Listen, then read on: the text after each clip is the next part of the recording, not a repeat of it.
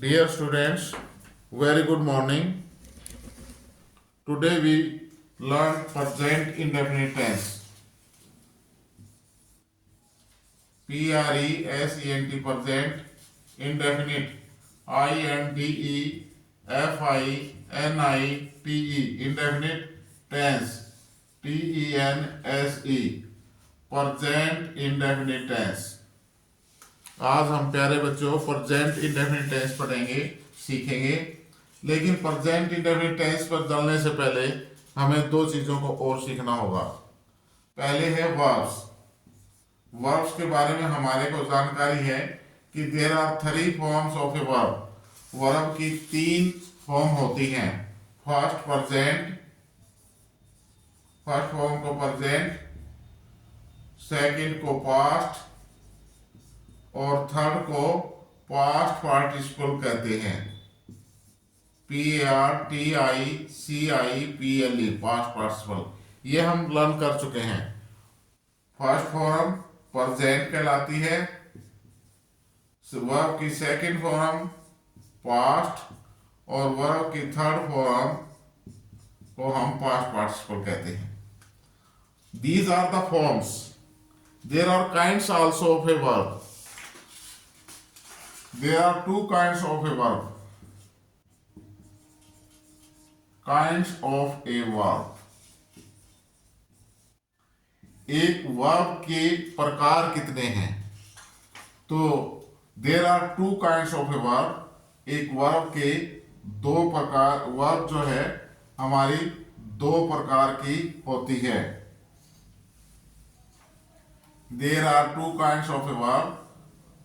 Number 1, auxiliary verb.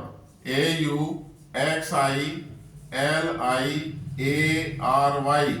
auxiliary verb. और number 2, main verb. Number 2, main verb. Main verb का meaning आप बच्चों समझ गए होंगे। मेन वर्ब मुख्य वर्ब, जिससे हमें काम का बोध होता है, जिससे हम काम करते हैं। ऑक्सिलरी वर्ब, इस ऑक्सिलरी वर्ब को हम हेल्पिंग वर्ब भी कहते हैं।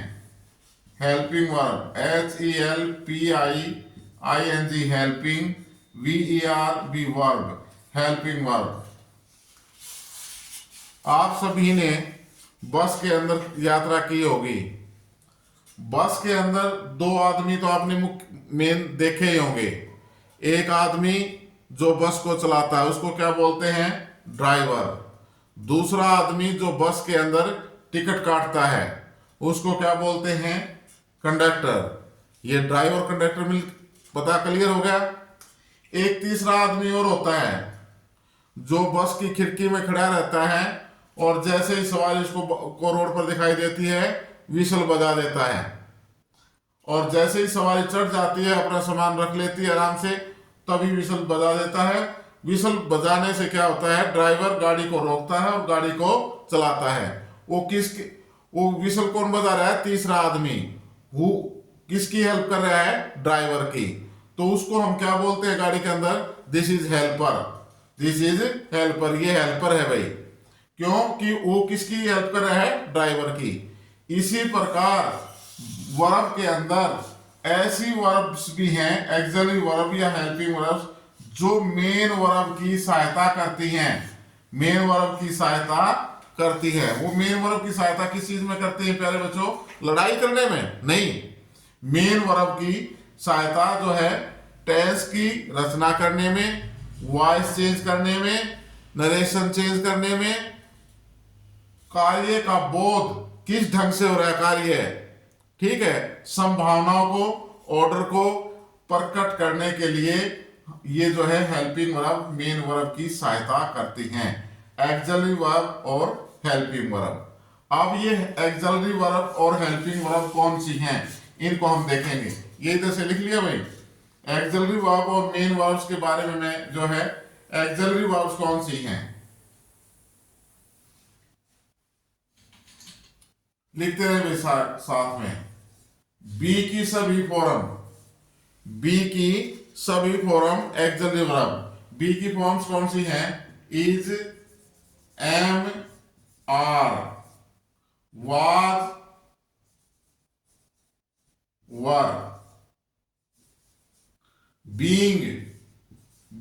BING, बीइंग और बीन। बी की सभी फॉर्म कौन सी होंगी? Is, am, are, was, were, being, been. Do की सभी फॉर्म्स भाई, डू,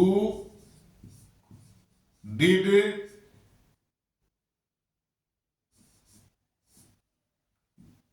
डू, डिड या डू, डज, डिड, ऐसे जानो इनको। डू की सभी फॉर्म डू, डज और डिड। हैव की सभी फॉर्म भाई, हैव की सभी फॉर्म कौन सी हैं? Has, have, HAVE, have, having, HAVING, having. ये होगी भाई। इसके अतिरिक्त may, might, MIGST, may, might, can, may, might, साथ साथ लिख लो भाई। May, might, MIGHT, might, can, CN, can, could, COULD, could, will, would, WOULD, would, shall, SHAL, shall, should, SHOULD, should. इसके अतिरिक्त must, O2, OUGHT, O2, must, O2, needn't,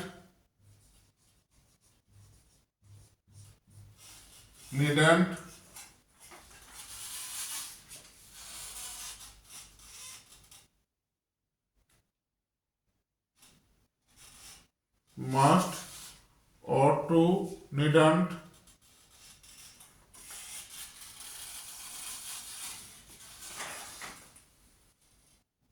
etcetera. ये भाई हमारी एक्सलरी वर्ब्स हैं। ये हमारे क्या हैं? एक्सलरी वर्ब्स हैं भाई। ये हमारी अब मेन वर्ब के साथ मिलकर टेंस बनाने में सहायता करेंगे, इसलिए हमें इनके बारे में जानना बहुत जरूरी है। काइंड्स ऑफ वर्ब, वर्ब दो प्रकार की होती है। मेन वर्ब, मेन वर्ब की फॉर्म्स कौन सी हो जाएंगी? मेन वर्ब के अंदर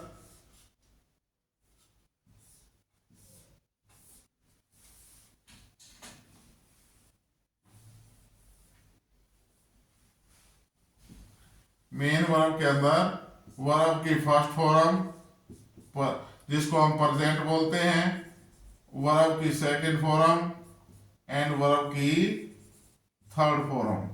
ये मेन वर्ब होगी भाई। और ये आपकी होगी auxiliary verb. Need not, dare not, डेरेंट,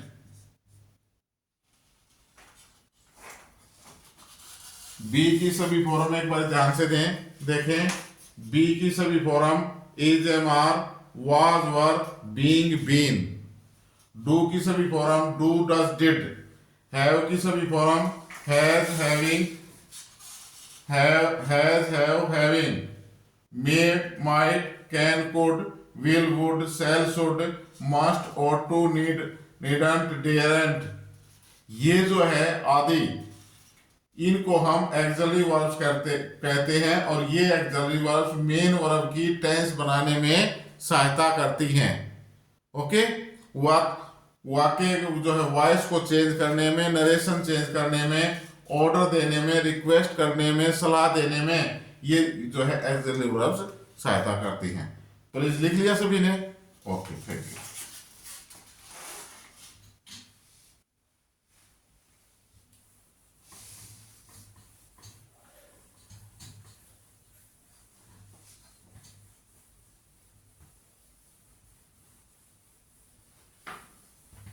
dear students, tense करने से पहले आपको एक बात और बतानी जरूरी है। वर्ब्स के बारे में हमने जाना, kinds of verb, main verb and axillary verbs. अब आप जो है कई कई बार आपने सुना है सब्जेक्ट ऑब्जेक्ट, सब्जेक्ट ऑब्जेक्ट मेरे को कहते हैं। What is this subject object? अब हम इससे परिचित करें। एक वर्ड होता है केस, कारक, जिसका हिंदी में अर्थ होता है। केस हमारे मुख्यतः तीन प्रकार के हैं। First, nominative case, N O M, nominative, NOMINATIVE, nominative. Number two है possessive, POSSESSIVE, possessive, POSSESSIVE, single S आएगा भाई बाद में, possessive, POSSESIVE, possessive.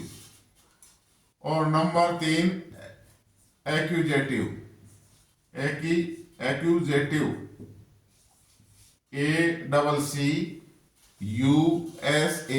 ACCUSATIVE, accusative. Nominative case को हम सब्जेक्ट कहते हैं भाई। नॉमिनेटिव केस को क्या कहेंगे? सब्जेक्ट। ये कर्ता होता है, काम को करने वाला, काम को करने वाला, काम को करने वाला। साथ साथ लिखते रहे आप लोग। नॉमिनेटिव केस कौन सा है? इसको हम सब्जेक्ट कहते हैं और ये केस काम को करने वाला होता है। अब एक्यूजेटिव, इसको हम कहते हैं ऑब्जेक्ट, OBJECT, ऑब्जेक्ट। ये क्या होता है? कार्य को के फल को, काम के फल को ग्रहण करने वाला, करने वाला, जो काम हो रहा है उसको ग्रहण करने वाला, इसको हम कहते हैं ऑब्जेक्ट। अब रह गया भाई पोसेसिव। ये तो सब्जेक्ट हो गया, ये ऑब्जेक्ट हो गया। पोसेसिव केस किसे कहेंगे? वो केस जो मालिकता के बारे में बताता है, मालकियत, मालकियत। जैसे आज कॉलेज के अंदर जो है बड़ी ही फैंटेस्टिक गाड़ी आई हुई है। आप पूछ रहे ये गाड़ी किसकी है, किसकी है? मेरे पास आए, मैंने कहा इट इज माई कार, मेरी कार है भाई। तो इस कार का मालिक कौन हो गया? मैं, माई कार। तो this my is the possessive case. जो किसी चीज की मालिकता के बारे में बताता है, उसके मालिक होने के बारे में दर्शाता है, उसको हम कहते हैं possessive case. Am I clear? तो पोसेसिव, नॉमिनेटिव और एडजेक्टिव केस ये कौन कौन से हैं? एक बार पर्सनल प्रोनाउंस की सहायता से हम इनको जानेंगे। पर्सनल प्रोनाउंस के बारे में भी जानकारी होना जरूरी है।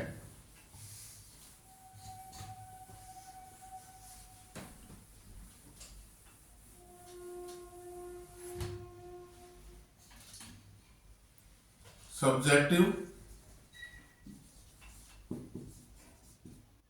सब्जेक्टिव, पोसेसिव और objective, OBJECTIVE, objective. Subjective I, possessive my, I my me, we our us, you your, लिखते रहो भाई, you, he his, him, she her, her, it its, it, they their, them. These are the personal pronouns and subjective case in personal pronouns का क्या होगा? I, we, you, he, she, it, they. Objective case I का object क्या होगा? me, we का us, you का you, he का him, she का her, it का it और they का them. THEM, them. Possessive case I का my, we का our, you का yours, he का his, she का her, it का its, they का their. इनसे एक्स्ट्रा पोसेसिव केस में I का माइन भी होता है, V का आवर्स भी होता है, U का यूअर्स भी होता है और भाई दे का देयर्स भी होता है।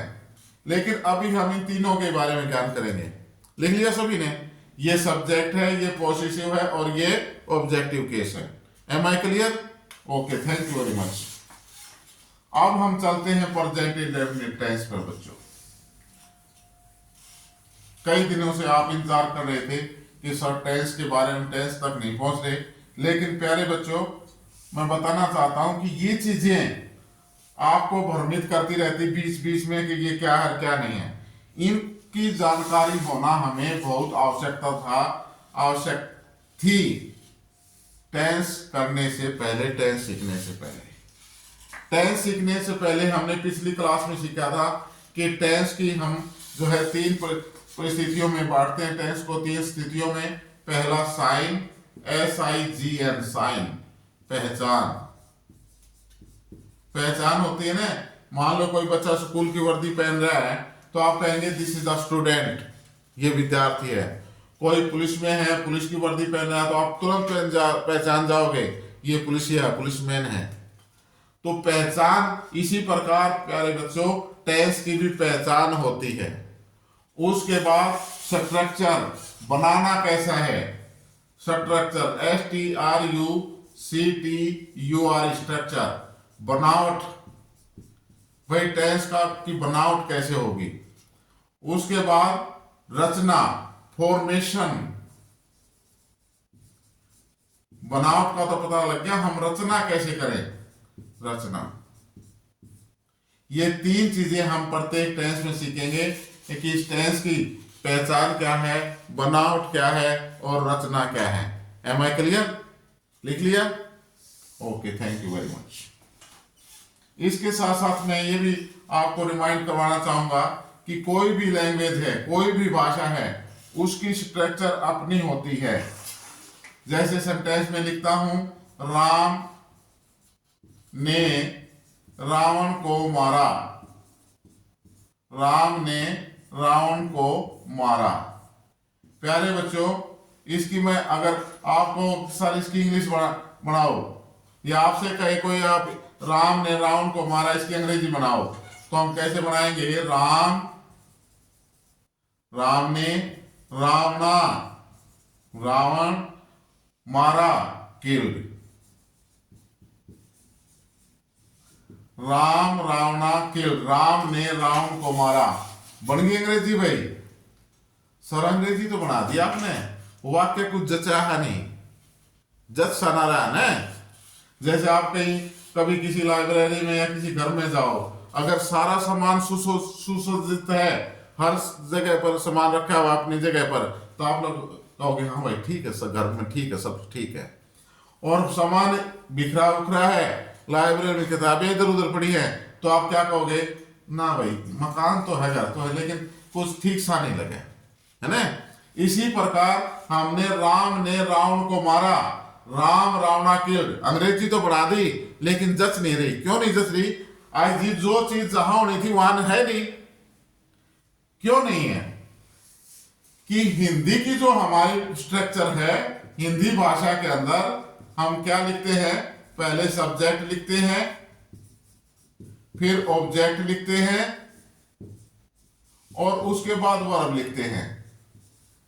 लेकिन अंग्रेजी के अंदर, इंग्लिश के अंदर